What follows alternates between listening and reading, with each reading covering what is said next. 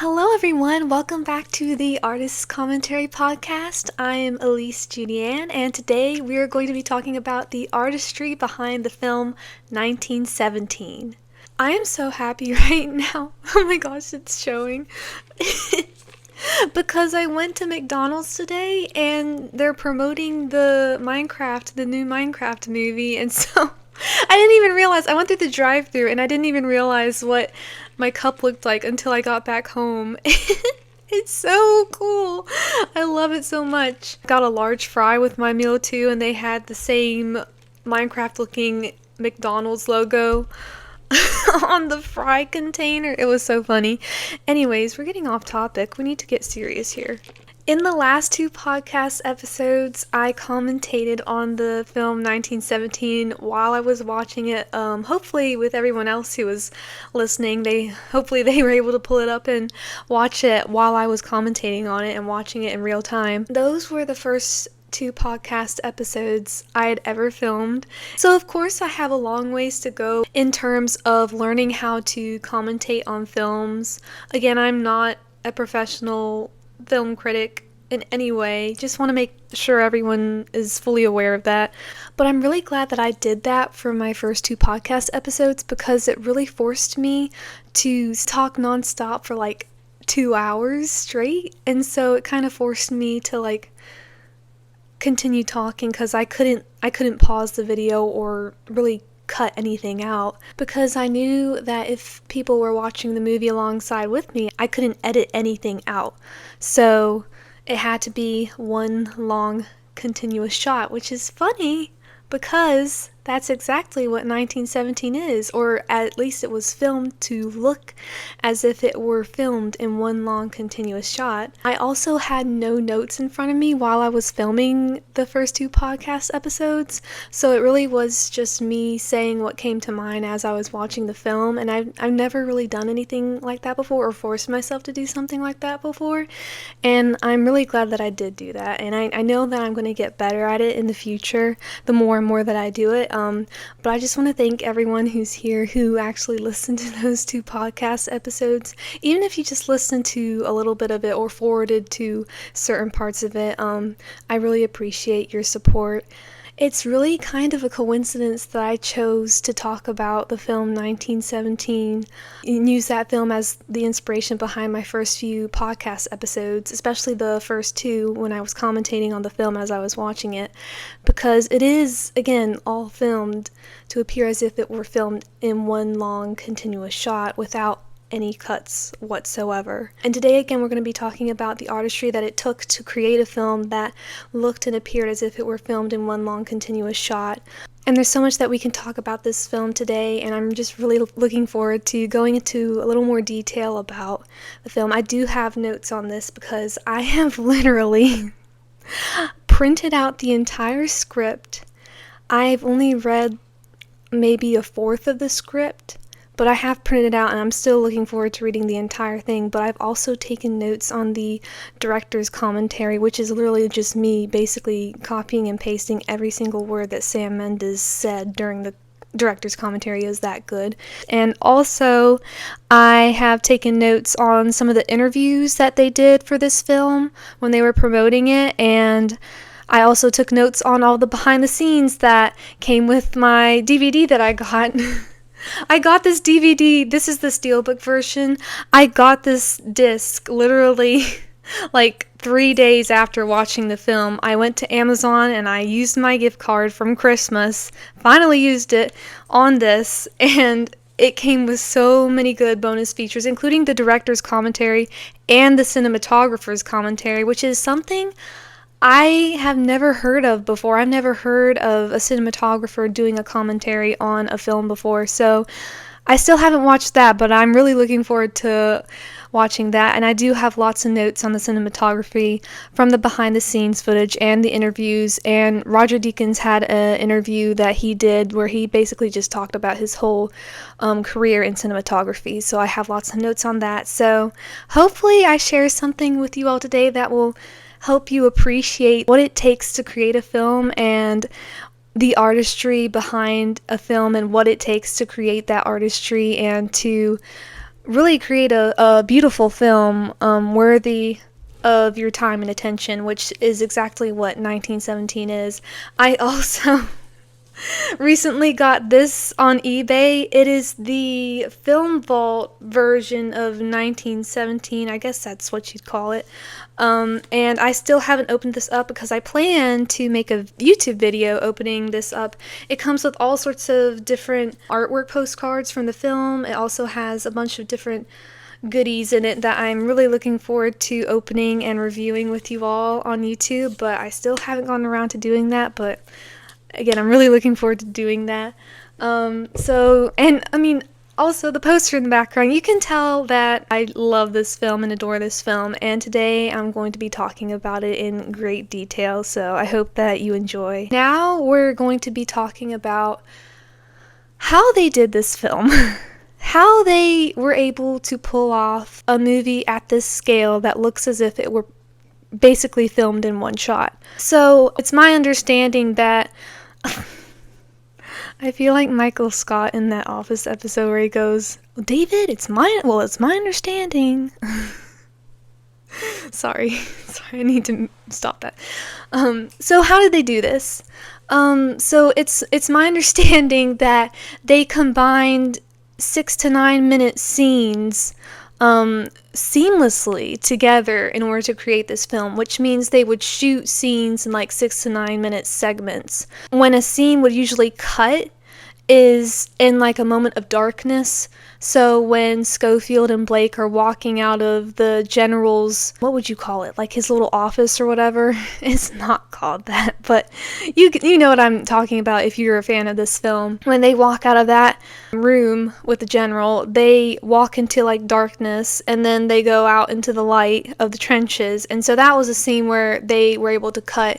And that's the easiest way to make a cut in a film like this. Something else that the director talked about was they decided to cut at moments where there was great speed or drama or intensity, and so the reason why they would cut then was because that was the last thing you were thinking about, which makes a lot of sense. But at the same time, it's really difficult to do that when you have to make sure that those cuts line up seamlessly and it doesn't look like you're cutting. An example is when Schofield is shot.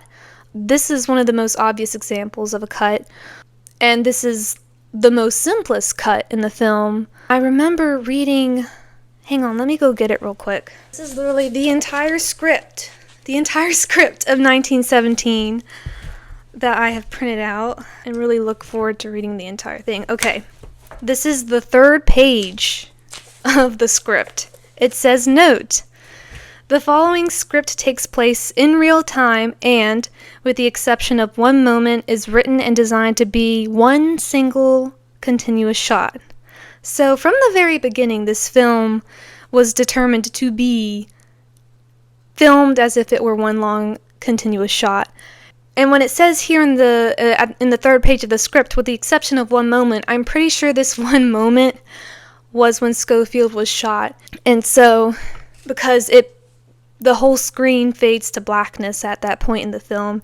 And so that is one of the most obvious cuts that they make in the film. Now, an example of a more difficult cut would be when Schofield and Blake are hurriedly rushing past a group of soldiers. After they've been given their orders, they're hurriedly rushing through a group of soldiers through the trenches. And as the camera passes by one of the soldiers, that was one of the cuts. So if you go back and watch that scene, you can try to figure out like where they cut, but here's the thing, they do it so well that you don't understand it's a cut. Like at one moment you see Schofield and Blake are walking past these group of soldiers. There's just one soldier that's in the way of the camera, and like you pass by that soldier, then immediately you see Blake and Schofield come out on the other side. It's crazy how good they were and how accurate they were when they were filming this film, and that took a lot of prep, which we'll talk about a little bit later on in the podcast. There are obviously a lot of difficulties that are going to come with creating a film like this that's supposed to be just one long shot, and what made filming this even more difficult, which I think almost everybody in like an interview or in the behind the scenes interviews would say is the whole film is, or at least a majority of the film, is meant to be shot in cloudy weather, in dreary weather. So if in one take the sun started to come out in a scene where it's supposed to be dreary weather, they would have to stop filming. And basically what they would do during that time is they would rehearse those scenes that they were supposed to shoot during that time.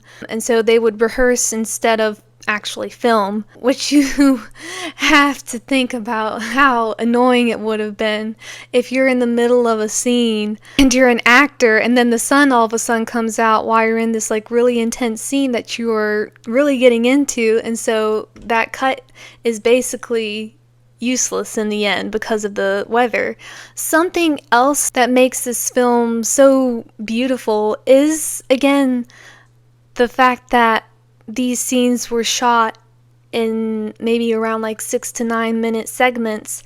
And so if a mistake was made, and I remember George Mackay saying in an interview, I think it was on The Tonight Show, he revealed that that scene at the end of the film when he's running, that very powerful scene where he's running and he gets knocked down twice, he was never meant to get knocked down. Like, that was not a part of the choreography of the scene, which is crazy because you would have thought it was, because to me, honestly, that scene is just so iconic to the film, and I would have thought it was choreographed, but no, it actually was not choreographed. And George Mackay in his interview said, you know, when we were filming this, we were supposed to keep going no matter what. It was only if the director said cut that we needed to stop a scene.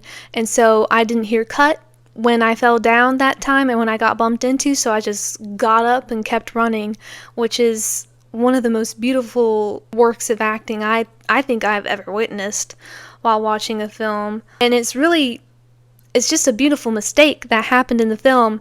I really truly don't believe that this beautiful mistake would have happened if it weren't for the fact that they were filming this as one long continuous shot, and they were filming it in 6 to 9 minute segments where they weren't cutting like every 3 minutes. It has almost this like organic quality, like you're actually witnessing something happening in the moment. Like nothing really feels choreographed about this film, even though the entire thing had to be choreographed very precisely. And that's one of the things that I really love about this film. And so now we're going to get into a little bit about the inspiration behind the film. So the film is inspired by Sam Mendes's grandfather, Alfred, I think it's Alfred H. Mendez. He was also a Lance Corporal, and he fought in the First World War, just like Blake and Schofield did, and they were also Lance Corporals as well. And in both the director's commentary and the behind the scenes, the director, Sam Mendes, talked about how his grandfather would tell his grandchildren, so Sam Mendes and his siblings, or cousins, he would tell them stories about his life in World War I and being a soldier during that time.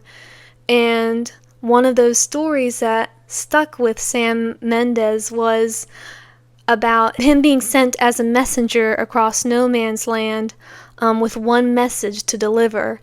And so that was really the inspiration behind the film, and it was that image that caused Sam Mendes to start thinking about how could we turn this into a film. It's a really personal story too, which I think is one of the reasons why this film works so well, is because it's so personal to the soldiers and the emotions that they're going through and the experiences that they're going through. You're following their every footstep. It's almost as if you are walking in no man's land on that muddy earth with them. And that's something I think that the director wanted to do, was he wanted to fully immerse the audience into this story and into the world that these soldiers were living in and breathing in. And I've never thought of that before, like when thinking about like making my own films in the future. I've never thought how making a one-shot film where you're literally following the characters through every single scene would hold such power and emotion and would capture the audience's attention in a way that is only possible if you make it a one-shot film. it's so beautiful, and it's so beautifully done. And I'd also like to get into a bit of the story, which is something else that keeps you wanting to follow these soldiers, is the story. And without a good story, a film will crash and crumble. I've heard so many directors and so many creatives talk about that who are in this industry. I remember there was a film festival that I went to. It's called the Savannah Film Festival, which is actually hosted by SCAD. And I went to an event where the director of How to Train Your Dragon in the most recent movie, Wild Robot, his name is Chris Sanders. I actually got to meet him too, which was really cool. I remember in his, it was either in his acceptance speech or it was in one of the speeches he gave while he was at the film festival. He basically said, story is everything. Story is everything. And I think he even said that when I was talking to him in person too. Like, that was one of the key points he wanted to get across to the SCAD students, the rising filmmaking students. So the story for this movie in particular is very simple. It's about two soldiers who have to deliver a message across no man's land. And this story was written by the director himself, Sam Mendes. It was actually co-written by Sam Mendes alongside Christy Wilson Cairns. Something else that I really love about this film is, and Sam Mendes talked about this specifically in the director's commentary, is that at the very beginning he basically said that this movie is not meant to be a history lesson. And honestly, if it were a history lesson, it would be very boring, because it would have been meant to be like almost like a documentary, if that makes any sense, where your information about the war is just being thrown at you. Whereas with this film, it's really just portraying the feelings and the emotions and what exactly that these soldiers were really truly going through, which can resonate very deeply with the audience who is watching a film like this, who might not really know what World War I was about. Like, one of the things that Sam Mendes said in the director's commentary that I really liked was that you needed to know nothing about World War I in order to watch this story and follow along with what's going on in the story. You didn't need to know all the politics and complicated history behind World War I and stuff like that, which I think a history lesson would have been like, because a history lesson is going to talk about, all the events that led up to this war and why there's a war going on. No, you didn't need to know any of that information in order to watch this film and fully immerse yourself into this film and follow along what's going on story-wise. And so that's something that I personally really appreciated while watching this film. I was like, oh, I don't need to know anything about World War I in order to appreciate and understand what's going on. But now, of course, after watching this film, in high school we did learn about World War I and World War II, but I think what really we talked about the most was World War II, because I think World War II gets more attention than World War I. Like, World War I tends to not get as much attention as World War II, especially in cinema. I feel like there's a lot more World War II movies than there are World War I movies. And so I really appreciate that Sam Mendes decided to make a film like this, to tell the stories that these soldiers were going through, to tell the stories of these soldiers, because this film was also inspired by some first-person accounts from these soldiers who actually fought in World War I. Scenes like the milk scene where Schofield gives a baby the milk, like, that was something that a soldier talked about in his first-person account of the war. Like, he found milk and found this baby girl with this woman, and he gave his milk to them so that the baby could have something to eat. That was based off of a real person and their account from the war. Going back to story though, I remember in an interview, Christy Wilson Cairns said that story always wins. And this is a quote, by the way. She said, "Story always wins. You can do amazing things with the camera, but what's the point if you don't care about the characters you're following?" And that is a very powerful statement, and it's so true. And a lot of people have emphasized this very point, especially, like, for example, Chris Sanders, who I mentioned earlier. If you don't have a story, then the whole film is going to fall apart. Or the whole book period is gonna fall apart. Like anything that has to do with the story, if the story is not good and does not resonate with the people who are either reading or watching the story, the movie is going to fail. The fact that we gradually learn about these characters all the way through, even until the very end of the film, like when we learn at the end of the film that Schofield is a father and he has a wife and he has 2 daughters back at home, that the fact that we gradually learn things about these people in the story and these characters, like they're not simple characters, they're complicated characters, but it's such a simple story, but we don't get all that information up front. That's very strategic. I think I'm going to call it strategic storytelling. And almost, you can almost even call it's choreographed storytelling. Like the whole film is choreographed, but it's also has this organic feel, which it's just so crazy that they are able to pull that off. And something that I wanted to talk about story-wise is the beginning and the end of the film and how intentional they were with that. One of the things that Pietro Scalia talked about, who is the editor of the first Gladiator film, I was on a Zoom call with him. He was giving he was being interviewed about his editing for the first Gladiator film, and he basically talked about how important it is to think about what your first and last scene are going to be, because those are the scenes that are going to resonate the most with the audience after watching the film. Like those are the 2 scenes that are going to stick with the audience. And one of the things that I love about the story of 1917 and how they wrote the script is that they begin the film without any dialogue, and all you see is Schofield with his eyes shut, leaning against a tree. Basically, I guess you could say he's either resting or sleeping.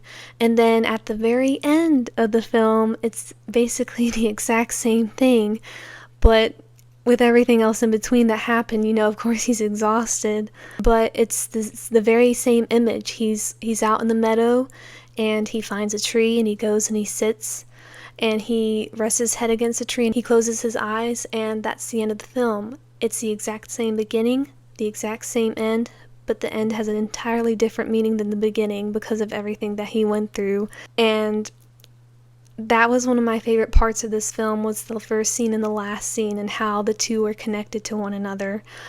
And that is in the script. That was there from day one, that was going to be the first and last scene, no questions. And I love it when movies, we talked about this actually today in my Foundations of Story class. We actually talked about Pride and Prejudice in 3 different versions of the film, and the one that stuck out to me the most, which is personally my favorite, is the 2005 version of Pride and Prejudice, where the beginning of the film, you don't really get any dialogue up front. It's just Lizzie with her book in her hand walking out in the meadow. And that's one of the things that I really loved about this film, was that it doesn't begin with dialogue. Like, you aren't struck with dialogue at the very beginning of the film, a heavy amount of dialogue. It gives you time to kind of settle in and prepare yourself for watching the film, and you're not immediately jumping right into the film, which I feel like dialogue tends to make the audience do, which at this point I don't think I really agree with that anymore. I feel like you shouldn't begin a film with a huge amount of dialogue up front, and that's something that this film has taught me, is that dialogue isn't necessary to have up front at the very beginning of the film or at the end of the film. Like in this case, at the end of the film, Schofield doesn't really say anything. He looks at his photos and he closes his eyes, and that's all you need to feel. That's all you need to know. That's all you need to see, is that ending, that beginning and that ending. And you literally have a moment where you can just feel what the character is going through. It gives you an opportunity to feel what emotions they're going through, rather than try to figure out what they're saying or comprehend what they're saying. You just get to comprehend what they're feeling. And that's just something I really love about this film. Something else about the story that I really appreciated, and I guess you could also say with the cinematography too, is the fact that the camera doesn't give us all of the information up front, and the fact that the story even doesn't give us all the information up front. Like, we don't know that Schofield is a father and he has 2 daughters and a wife back at home. We only know that and realize that until the very, very end of the film. We do kind of get some hints that he does have a family back at home, but throughout the film, and especially in the scene where he's talking with Blake right before they get to the cherry tree orchard. But I loved that they just sprinkle little bits of information throughout the film and then reveal everything, or not really even reveal a ton of stuff, but they reveal stuff at the end that is kind of all of the information that you're going to get about this character. They just gradually give it to you. And I really like that about this film. I really like that way of storytelling, only gradually giving people a little bits of information. It kind of keeps the audience on the end of their seats, like wondering, who is this person? Are we going to learn any more information about this person? And that kind of sets up for a satisfying ending, which I firmly believe that this film does have a very satisfying ending. Next, we're going to talk a little bit about some of the connections. There are a ton of connections in this film, meaning like scenes that connect to one another, scenes where the audience see it and then they're going to see it again. I love, again, the first and the last scene. Those are definitely connected scenes, which were definitely purposefully put into the script. And then I also love the medal conversation that happens all throughout the film. You know, when Blake talks about how Schofield won a medal, and through that conversation we actually learn a little bit more about Schofield and the fact that he's a more experienced soldier than Blake is. So we learned that information through that medal conversation. And then again, the medal conversation pops up when, as I previously mentioned, they're on their way to the farmhouse right before they get to the cherry tree orchard. The medal conversation comes up again, and Blake kind of pushes Schofield to the point where he reveals how he hated going back home and how he didn't really want to go back home because he knew he would have to come back to war. And in that little bit of dialogue about the medal, we again learn a little bit more about Schofield's character. We learn that he does have family back home. We're not 100% sure what his family looks like, but again, I mean, until the end of the film, we learn that he has a wife and 2 children. But that sort of alludes to that. And I would love to think a little bit more about what that part of dialogue that Schofield says where he goes, "It's just a bit of tin." I feel like when he says that, it kind of alludes to Blake's death, which he begins to talk about, you know, how Blake saved his life, like him saving his life, that action could have given him a medal, that would probably get him a medal. But what is a medal worth if he dies? Because you could die as a soldier at any point, and Blake eventually does end up dying like minutes later. And so when he says it's just a bit of tin, the point I think that Schofield is making there is it's really not worth anything. The only thing that's worth fighting for is going back home and staying alive. It's not for the medal, it's not for the glory, it's so that you can go back home to your family. And I think that's what the "it's just a bit of tin" line was meant to imbue and enforce, is that mentality. And I love that connection that they make in the film, how it's brought up earlier and then later on, and then again with Blake's death, which I talked about. Another scene that allows a lot of connections is actually one of the very first, I say scenes, it's supposed to be one long continuous shot, but I guess you could call it a section. Another connective section is, it begins at the beginning of the film actually, where Blake is given the orders to pick a man and grab his kit and follow, I think it's the sergeant, and he picks Schofield up almost in like a handshake kind of grab. And the director, I think, talked about this. He said that he wanted to connect that scene to the final scene, where one of the final sections of the very last section of the film, where Schofield shakes hands with Blake's older brother, Joseph Blake. And those are two scenes that really connected to one another in the film, which I also appreciated. And not many, haven't heard anyone say this, but I also found another connection in the film with the handshake grab. He does it again, I think, when he's picking Schofield up after they've gone through the mines, the German mines, or the German trench or whatever.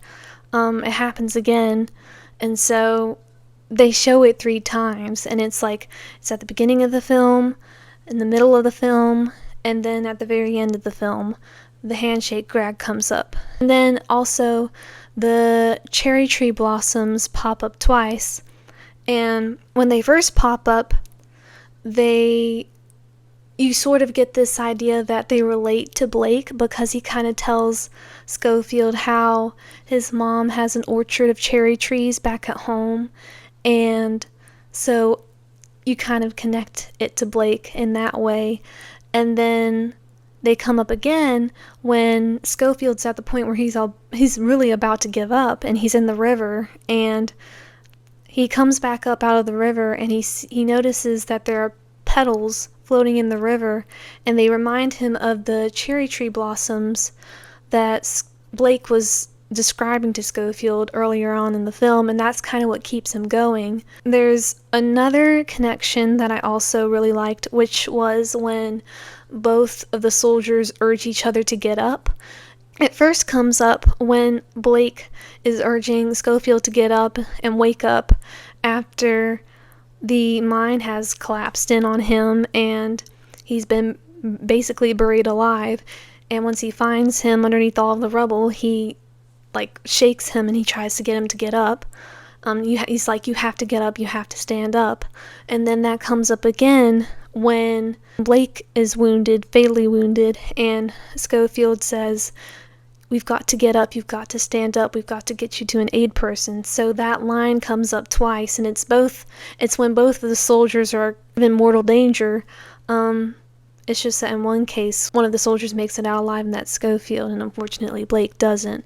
But it does pop up twice. I'm sure that there are a lot more connections in this film. Those were some of my favorites that I definitely wanted to go over.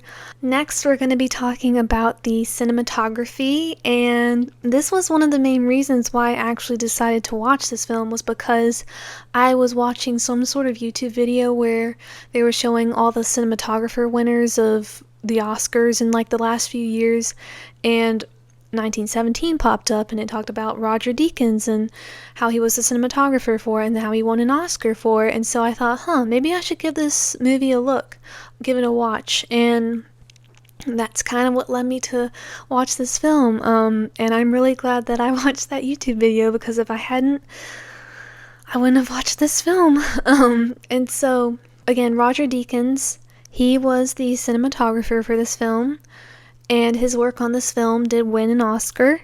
Roger Deakins talked about how there needed to be a planning period for this film. It was literally storyboarded for months, and then it was rehearsed with the 2 actors, Dean Charles Chapman and George Mackay, for 6 months ahead of shooting. That's all ahead of shooting. And so, in an interview, he said he had never done anything like this in his cinematography career, which is crazy. I haven't really seen actually any films that were filmed in a way that looked like one long shot. I've seen a couple of scenes that were long shots, which I really liked. I noticed that they were different from other scenes, but I've never seen something or anything like this ever, which is one of the reasons why it stands out to me so much. And something that Roger Deakins talked about in one of his interviews was how all of the shots had to end in the right way, as they were choreographed to end, because the end of one shot would segue into the beginning of the next shot. And so the end of one shot had to match the beginning with the beginning of the next shot, perfectly. It couldn't be where it was almost segueing into the next shot. No, it had to be right on the dot, perfect. And so that had to be really hard to figure out. And I would just love to have a conversation with Roger Deakins and talk to him about the process that it took to creating those kinds of shots and the camera work that was involved with that to make it look so smoothly done. We're going to talk a little bit about the camera that they used also. So Roger Deakins talked about how they were in search of a really small lightweight camera for this film. The camera that they used for this film was called the Arri Alexa Mini LF camera. It was actually custom made for this film. This film was the first film that camera had ever been used on, and it was because that they requested that they come out with this camera sooner than later, because they were already planning to come out with this lightweight camera, but they speeded up the process so that Roger could use that camera for this film. Now we're going to talk a little bit about lighting. This is also a part of cinematography, by the way. We're not moving on from cinematography yet. One of the things that Roger talked a lot about in his interviews was the burning church in Acoust. How that was the biggest individual lighting unit he's ever created for a film. He said that the building was 50 feet high, or the lighting structure was 50 feet high, with 5 tiers of lights with around 2001K bulbs. So this thing was absolutely massive. And he also talked about, Acoust is one of my favorite scenes cinematography wise, because the cinematography is just done so beautifully, especially when you add the beauty of the lighting and the choreography of everything too, and the acting as well. It's just absolutely visually stunning. Roger talked a little bit about how they mapped out the city of Acoust on a model and used little LED lights on wires to mimic the flares, which is another one of the light sources used in Acoust, which is crazy, because since Acoust was filmed and set at night, to happen at night, the only two sources of lighting, if you think about it, are the flares and the church, the burning church. That's it. That's the only lighting that they had for that scene, for that segment of the film. That's something that honestly just so awe-inspiring to me, is the fact that they filmed a scene like this to be taken place at night and have only two light sources, one of which isn't even like always there, it's sporadic, and that's the flares, is incredible to me that they were able to pull that off, which they did. And it also adds to, again, this sense that this is something that's really happening. Like, it didn't look fake, if that makes any sense. Like, the flares, that's probably something that would have been happening in no man's land, shooting of flares, and also a burning church. I mean, the Germans were destroying cities like this in World War I, and so that also makes sense. So, and it's not like they had too much lighting in that scene to make it feel unrealistic, and so I thought that was really well done in this film. And then the last thing we're going to talk about cinematography-wise was one of the things that Roger Deakins talked about in his interviews was how the last shot in the film, when the camera comes around the tree and pans down to look at Schofield's photographs, and then it pans back up to see Schofield's face. As the camera was panning around that tree, there were clouds in the sky. The sun was not clearly shining. It wasn't out yet. But as soon as the camera panned back up to look at Schofield's face, to get a good shot of his face, the sun had come out and was lighting his face. And so in that scene in particular, the weather, Roger Deakins said that the weather worked in their favor, and he was so happy when they shot that part of the film, and he was really hoping that Sam Mendes would choose that shot that they got, and with the sun coming out at the right time. He really wanted the sun to come out at the very, very end, the very last second of the scene, and it literally did, and Sam chose that take because of performance. And so he's really lucky that he got to have that take placed in the film, and it's a beautifully done take. If you go back and watch that final scene from the film, you should look out for how the sun is like not shining on Schofield towards the very beginning, but then right at the very end it comes back and it illuminates his face. It's just so cool that that happened. Now we're gonna get into something that I'm really passionate about, which is, well, I'm passionate about all of these things. I want to learn about all of these things, but I'm really passionate about production design. So, because I'm a student who's actually majoring in production design in college, so we're going to talk a little bit about the production design for this film. So, the production designer for this film, his name is Dennis Gassner. He's a fantastic production designer, and in an interview, he actually said that this is the biggest set he's ever designed for any film at this point in his career, which you honestly wouldn't think that. But since this entire film was shot to be like one long shot, and they were filming in 6 to 9 minute segments, all the shots were shot in like a 360 view, so you had to have an entire set ready to go, especially like with the trench sets, for an example. At least like 1 mile of trenches had to be dug because of how long the soldiers were going to be in the trenches, being filmed in the trenches. So that's one of the reasons why it was one of the biggest sets. That's why he said it was one of the biggest sets he's ever worked on, because of the scale of the film and the fact that it was shot to be like one shot. Sam Mendes, the director, said that the world had to be crafted around the rhythm of the script, and that how that is not an easy task. And I love the way he put it, like crafted around the rhythm of the script. Because, again, it was written to be one long shot and to look like one long continuous shot. And so everything that was in the script had to be crafted rhythmically to match the story and where the soldiers were going to be going in the script.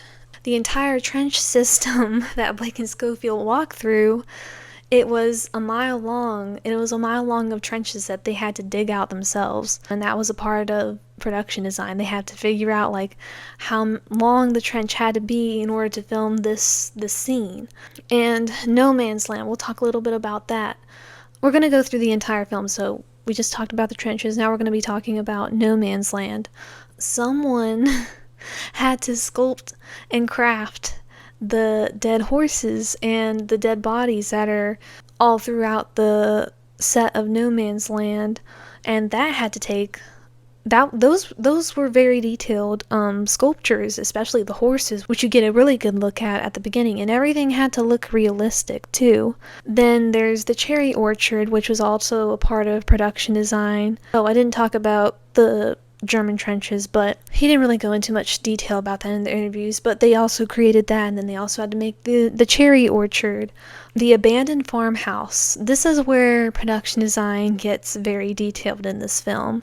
Not saying that the trenches weren't detailed at all. They were actually very, very, very detailed. But the farmhouse in particular was one of the things that stuck out to me, because I personally thought that they were shooting like on location, like that they were filming in an abandoned, or not even abandoned, but they found a farmhouse, an old farmhouse somewhere out in the country, and they filmed it there. But no, they built that farmhouse on set from the ground up and detailed it to look like it had been there for like over 100 years, and how it looked like it had been abandoned very hurriedly. Something that stuck out to me in the behind-the-scenes footage was when the set dresser Lee Sandelays, I hope I'm pronouncing his last name correctly, but Lee Sandelays said it became almost this vast sculpture. It kind of stopped being a set at that point and became a reality. When he's saying this, he's describing dressing the set for the farmhouse, and I love how he put it. I love how he said that it became almost this vast sculpture, how he looked at this farmhouse set and called it a vast sculpture. I just love that wording. And I'm a sculptor myself, so I really appreciated that. But I never would have thought of a set in that way, like calling it a vast sculpture. So I really like the way he put that. And something that also stuck out to me was when actors like George Mackay and Dean Charles Chapman would talk about how the production design helped them as actors fully immerse themselves into the world that they were living and acting in.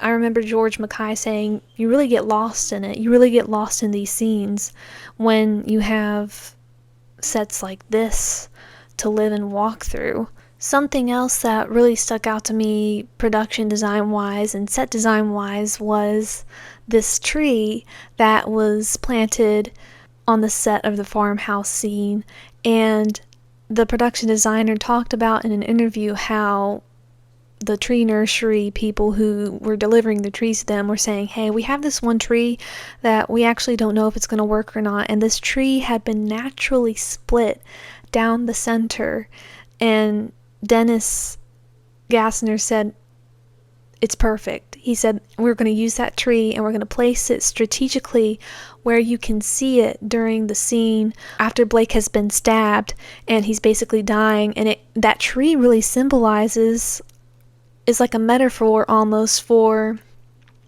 the separation of the two soldiers. It really symbolizes the separation of the two soldiers because it's split down the middle.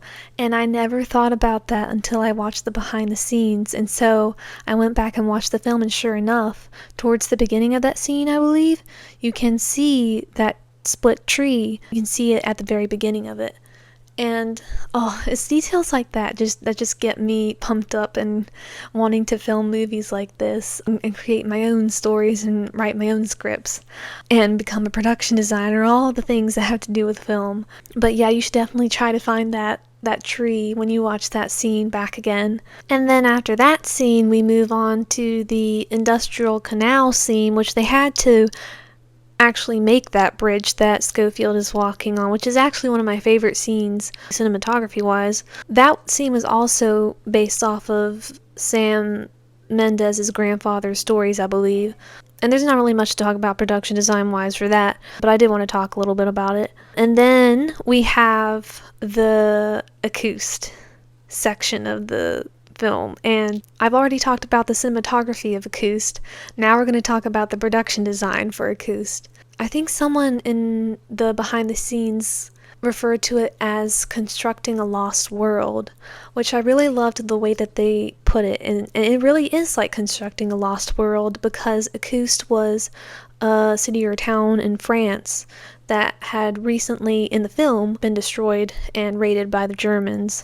Dennis, there's a quote that he had from the behind the scenes, and he said that it's an enormous task to take a set and build it from the reality of the set and break it down into what 3.5 to 4 years of war has done to it.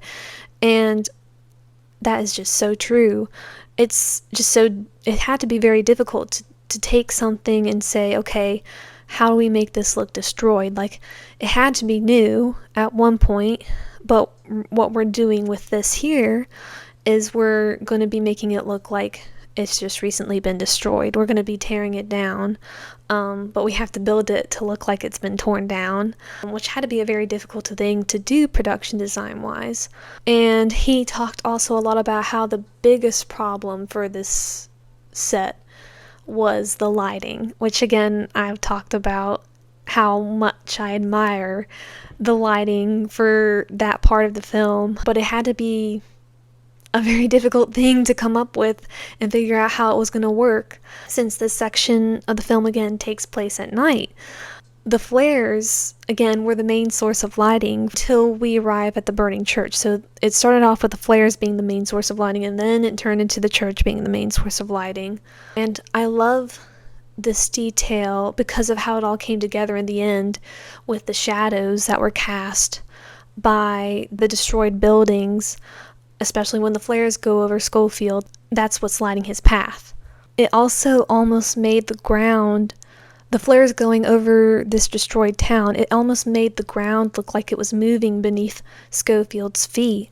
And it emphasized the fact that Schofield has no idea where he's going. He doesn't know where he's headed. He can't really even see where he's going except for when a flare goes over him. And so you kind of get this sense of instability, if that makes any sense, because he is lost and he's wandering blindly through acoustic. And so you as the audience kind of get this sense that since you don't know where the character's going, you don't know where you're about to go in the film. And that's exactly what Schofield is going through. It's forcing the audience to go through the same emotions that the character is going through.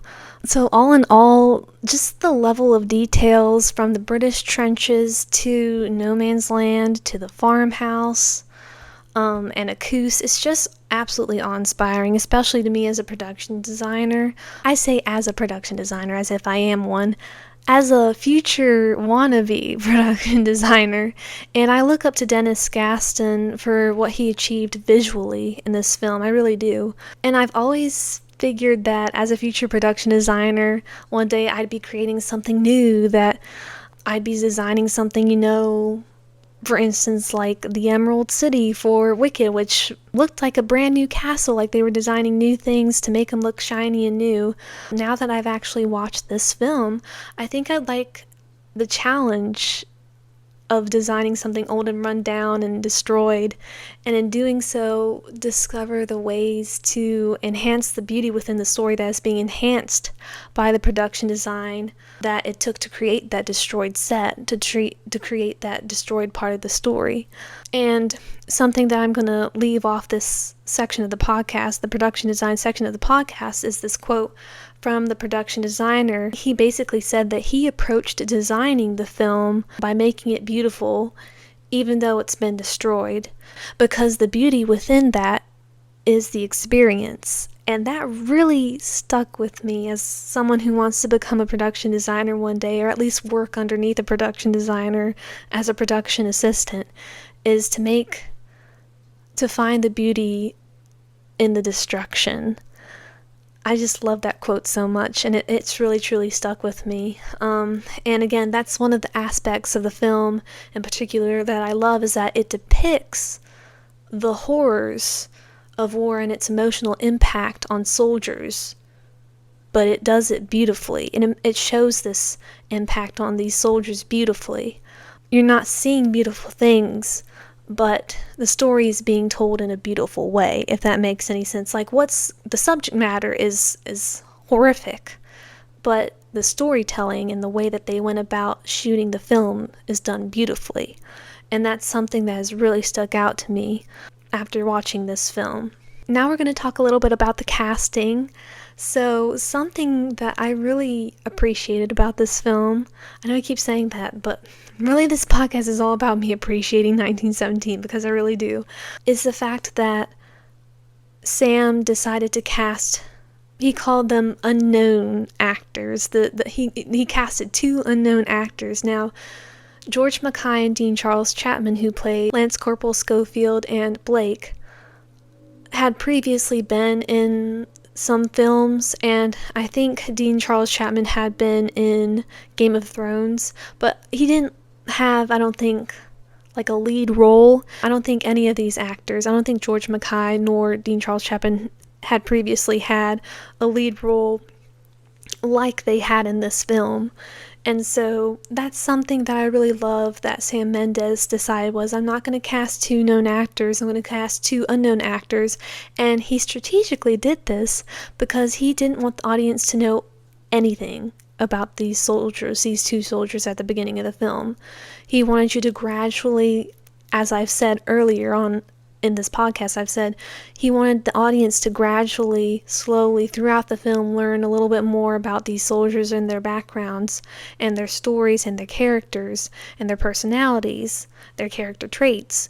And so he strategically cast 2 unknown actors so that they wouldn't have, so the audience wouldn't be picturing them as someone different, so that the audience really truly didn't know who these 2 people were.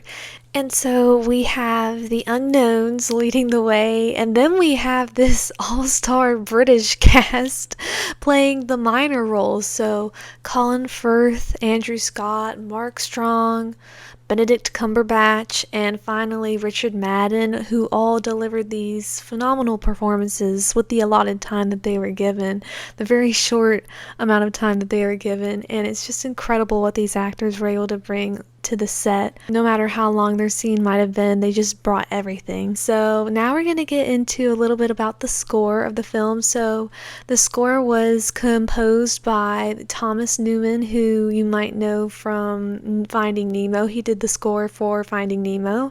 They were able to use his music actually during the filming process, which is really cool and unique for this film. And I think the director really appreciated that they were able to do that for this film in particular, because the music, it really enhanced the emotional and psychological aspect of the film. So, for example, there's a scene when Blake and Schofield, they aim their guns in unison at the edge of the German trench, and the music really heightens the anticipation in this scene. And if you look, it's really hard to describe, but if you watch it, you'll understand what I'm talking about. And also the bridge scene right after Schofield is shot at by the sniper, the musical score really enhances the scene dramatically. And also it propels you through the journey that these two soldiers are going through, and it marks moments of heightened emotions. I remember, I think it was Sam Mendes who said that in one of the behind the scenes, and I love the way he put that. Oh, and also he talked about how the night window scene, how there's almost like this dreamlike quality to the music, almost childlike quality too, because you hear like the little bell or something dinging in the background of the score. And this is exactly what Sam Mendes was going for in this scene. He wanted like this childlike wonderment for the night window scene, which I love that song. That's one of my favorite songs, I think, from the score. I love all of the songs, but that one is particularly one of my favorites. Speaking of favorites, my favorite song is by far the last song in the film. It really gets me every time. It's such a bittersweet moment, because you know the movie is about to end, and the score really enhances that bittersweetness. And you know, since the movie is about to end, that the journey that you've been going on with the soldier is about to end, who at this point you really truly feel like you've been through everything he's been through. You've gone on this journey alongside him for like 2 hours straight, this emotional journey. And it's even more bittersweet when Schofield pulls out his photos of his family, and you take that sigh of relief along with Schofield, knowing that he has accomplished the mission he was sent out to do, but also that he kept his promise to his friend Blake, who died trying to deliver this message to his brother. You also get this sense, this bittersweetness, that he's not where he wants to be right now. He still wishes that he was back at home after his service is over in the military. And so I really do think that the score enhances this scene. I do love the score in this film. It's really hard for me to talk about music because I am a musical person, but I don't really know what all it takes to like actually write a musical score. And so that's something I'm definitely interested in learning more about. But I loved the score for this film. It really was one of my favorites. And now we're going to talk a little bit about the details. I'm a very detail-oriented person, so I love to notice the little details in films, so I thought I would talk a little bit about that. So, for example, one of the details I really liked was when Blake was reading a letter from home while they were walking, him and Schofield were walking towards the trenches. It just adds the sense that you are going on this journey with these two soldiers, and they're just doing everyday things like reading letters, and it just feels so natural. And I really like that they added things like this to make it feel like you truly were there with them in the middle of the war while they were off doing whatever they wanted to do, taking a time of rest, and reading their letters was a part of that. They would do that while they were off duty, and so that made sense to put that into the film. I also love the part where Schofield is eating ham and bread while walking down the trenches, and you can get this sense that Blake loves food, and I just love that little detail that they added. And then there's the scene in No Man's Land where if you look really closely, there will be little rats scurrying out of the corner of your eye. Like, you have to look closely, though, for it. And that also just, it's all so natural, because there would have been rats there. There would have been rats scurrying around in No Man's Land, you know, eating the remains of men who had died in the heat of battle, so it made sense to have little rats scurrying out of the corner of your eye every once in a while. You do have to look for them. They do scurry really fastly. I also really love the detail of Schofield constantly checking his cigar tin, which holds the photos of his family. Inside, it keeps them safe, and then eventually it becomes a place where the message goes to keep it safe. And it really makes the audience wonder what its significance is to Schofield, which we soon understand the significance of it towards the very end of the film. And then I also do love the connection of the cherry tree blossoms to Blake and his character, and I love that detail so much. The fact that that's what keeps Schofield going and that it shows up again in the film, which I've already talked about, but I just wanted to say it again. The last thing I want to say are some of my favorite parts of the film. So obviously the first and the last scene, which I've talked about a lot already, and I do love the broken bridge scene when Schofield is crossing that to get to Acoust. I love that scene so much. Also the night window scene and him running through Acoust at night and the shadows kind of moving underneath his feet. I love that scene. Production design and cinematography wise. And of course, the scene where he's running through hundreds of soldiers trying to deliver this message, and when he gets knocked down twice, he just gets back up and keeps running and keeps going, and I just love that. That might be my favorite scene besides the first and the last shot.